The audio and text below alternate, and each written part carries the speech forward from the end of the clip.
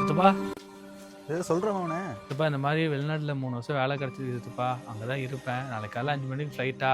உங்ககிட்ட காலைல சொல்ல முடியாது சித்தப்பா. அதனால தான் இப்போ சொல்லலான்னு வந்தேன். சூப்பரா நம்ம குடும்பத்தில் நீ தானே முத வெளிநாடு போகிற. நல்லபடியாக போயிட்டு வந்துடுறா.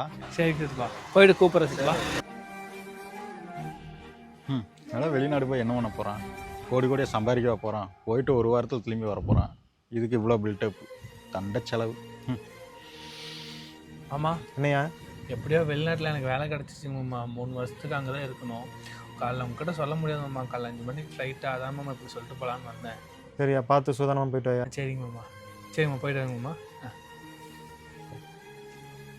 இவெல்லாம் இங்கேருந்து ஒரு மயிரும் பிடுங்க முடியல. இவெல்லாம் வெளிநாட்டில் போய் என்னத்தை பிடுங்க போகிறாங்க? இவெல்லாம் யார் வெளிநாட்டுக்கு கூப்பிட்ட வேலைக்கு?